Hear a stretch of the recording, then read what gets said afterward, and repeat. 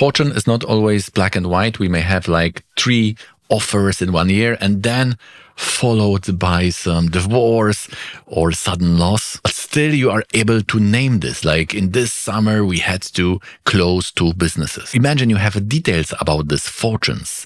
Like for example, oh, my ice cream shop is attracting mainly 30 to 40 years tech nerds.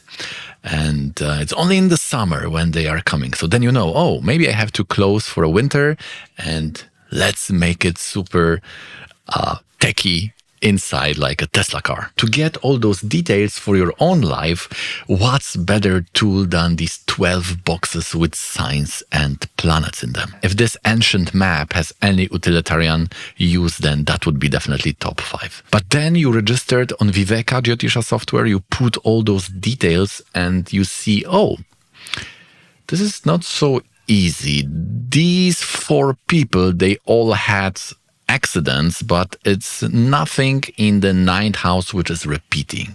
It's nothing related to Jupiter which repeats.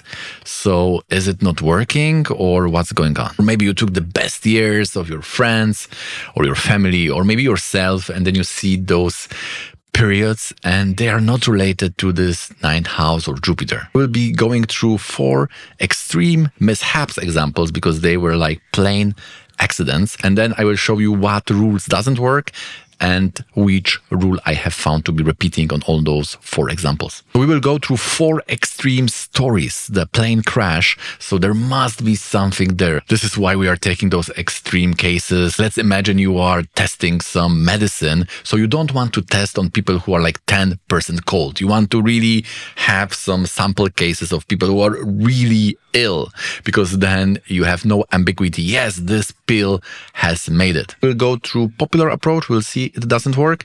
And then I will show you my research rule, which seem to work nicely on all those 4. But before we go there, just 1 minute for why we are using astrology for that and why 9th house is related to fortune, what implication it has. One benefit of being human being is that we can think in abstract way. In fact, this was giving us the power and strength to control the nature, and good or rather bad consequences are coming from that.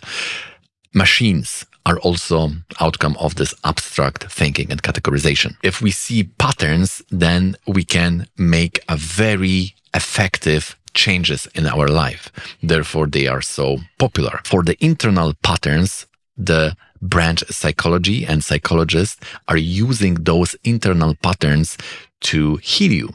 So you may see that in many reaction to something or in many situations in your life, you are doing something with your mind.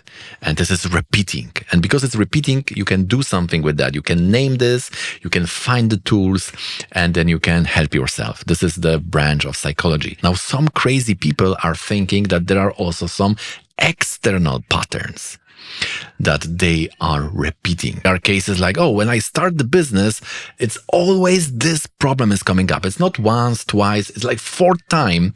Or when I'm already having a business, this blessing or this problem, this challenge, it's always there. And you see very strongly that it has nothing to do. It's not coming from your psychological makeup.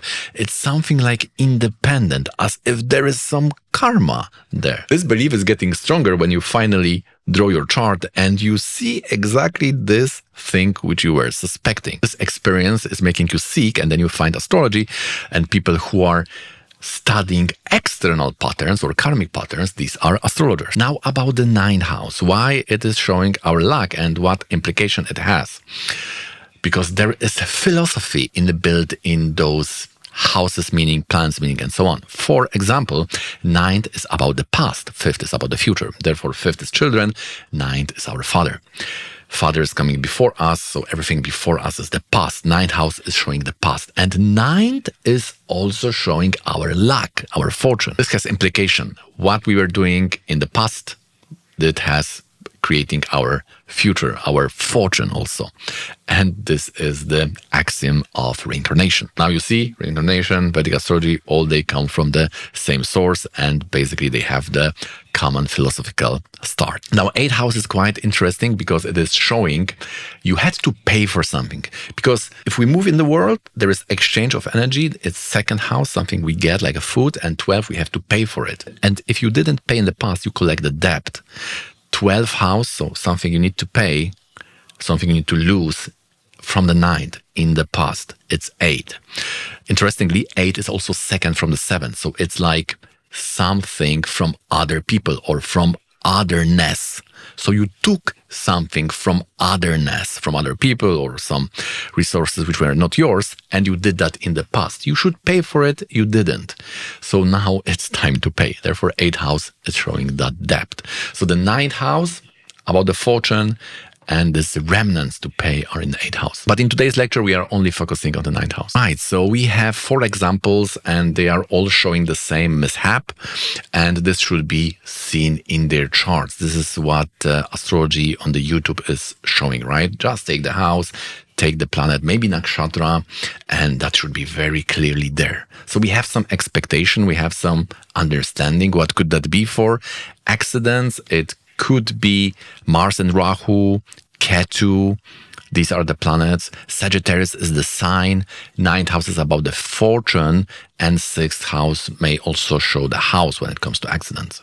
We may also imply the Badaka. There's a special house which could be there. In all those 4 cases, it should be very clear. It should be either Mars, Rahu in the 9th, or it should be Ketu in the 9th. There should be one nakshatra related to that. We have here the charts. Let's use the north, maybe. We have Dubrow Jessica, 9th house is having, this is the 9, we have to use the 1. Rahu in the 9th. Rahu is an own sign, right? Mars is not really there. In Riverajani, we have 9th Lord Sun, not connected.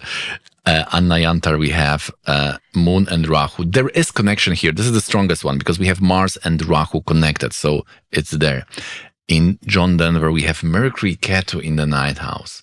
So yes, you may find some yogas, but if we are just going by the simple planet in the house, we would not say there's any repeating pattern here. If the post-diction is not showing that, then the pre-diction, we will not be able to tell this, right? Let's take the Jupiter there. Dubrow Jessica, we have Jupiter in the, maybe let's take now the south chart to be equally Libra-minded person. Jupiter, Aries, Rahu, Rasi Drishti, Mars, Graha Drishti. But for yoga, we need Graha Drishti. Jupiter here with Ketu, Rahu is aspecting in the 10th. And here in Annayantar, again, this is chart when both 9th Lord and Jupiter are showing nicely the thing. John Denver, Jupiter in the 4th, in Leo, aspected by the moon. So it's not really showing. 9th house is not showing, and the Karaka is not showing. Let's take the Lord. 9th Lord here is Saturn. Now, to be fair, here we see that Mars and Rahu are like following the 9th Lord. So Mars and Rahu are related to 9th Lord. So this is showing. Here we have 9th Lord Sun.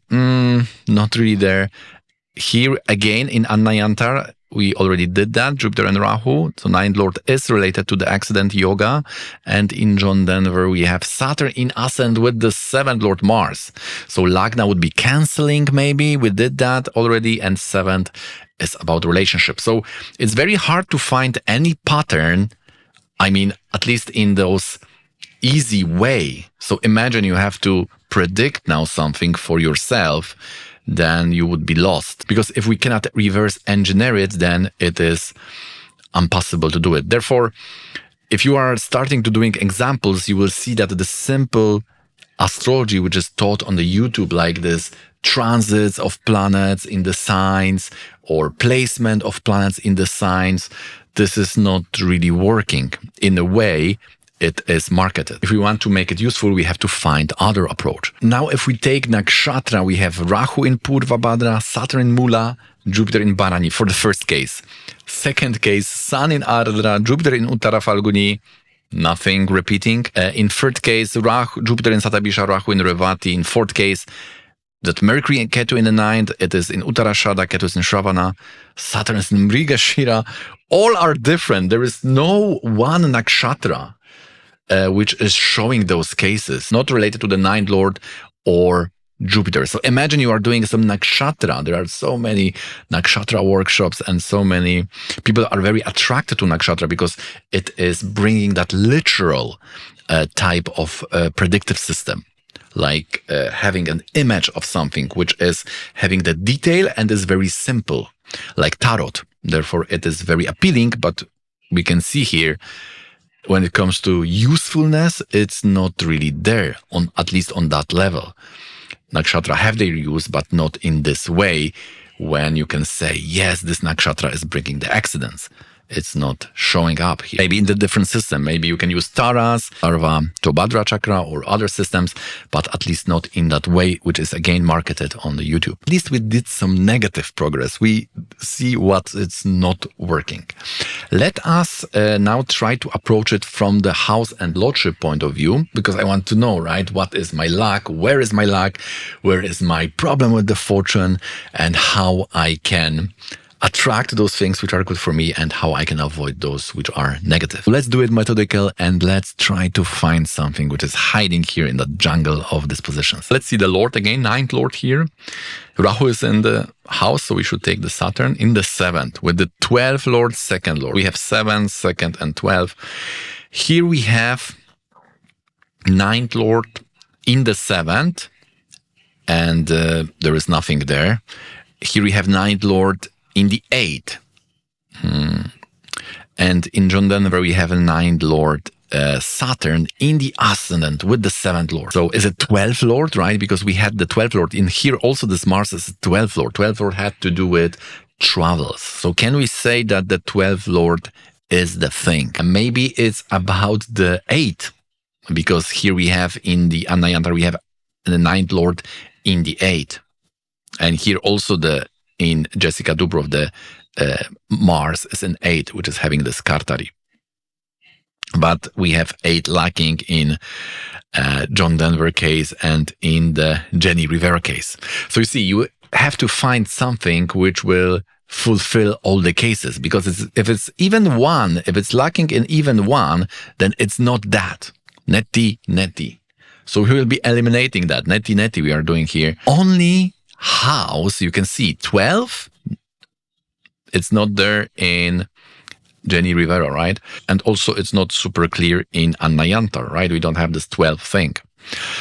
Second was only present in Jessica, so it's also not that. What about the 8? 8 was only in the Annayantar case. So the only house which is staying here is the 7th. But 7th is showing the marriage. What it has to do with that. And the other thing is that in the Annayantar, we don't have that 7th. 9th Lord is in the 8th, 8th Lord is 9. There is Parivartana, but there is nothing related to the 7th here. So the first problem we have to solve, 7th, is it only about marriage? Or in the Muhurta, we are very often looking for the 7 planets in the 7th house for travels. And the 7, in fact, is very strongly related to travel. Also, the Karaka of the 7th house is Venus, which is the vehicles and also showing the travels. The second challenge now, because we want to find what is the real pattern, and we are almost there. We have excluded many lords. We have found 7 is repeating, but we have problem with that third chart here with the Annayantar. And here we see that there is a planet aspecting Saturn, that 9th Lord Jupiter. And we know that this aspect from the 7th is very strong. It's almost as if the planet is joining, because it's a mutual aspect. Mutual Grahadrishti, they have very strong yoga. So we cannot ignore that Saturn here looking at that Jupiter. And now, is that Saturn having something with the 7th house or Lord? Because this is what we need. This was the puzzle which was not working for this case. And we see, yes, Saturn is the 7th Lord.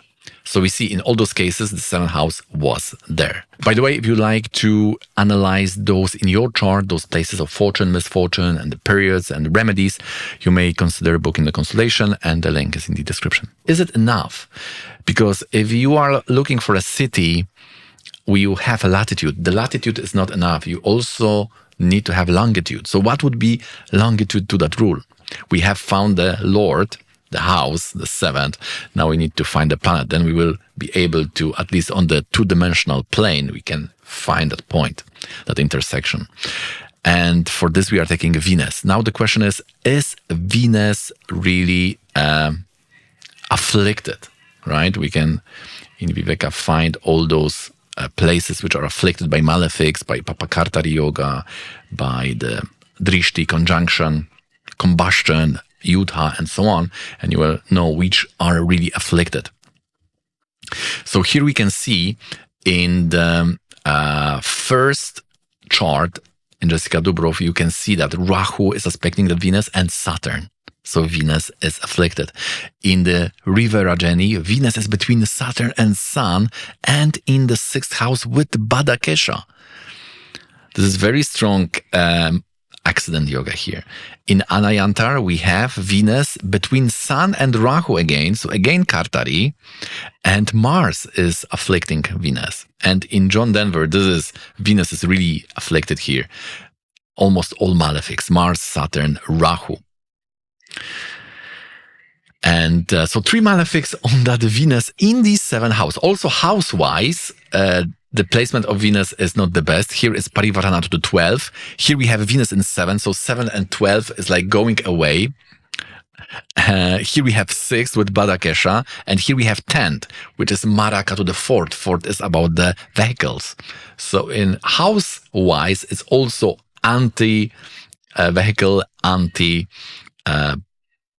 anti-travel, or anti-health, we could say, for the Dushtana and 12 and 7th. Have something. We have the house lord and the Venus. Now we say that no prediction is final without the Navamsha.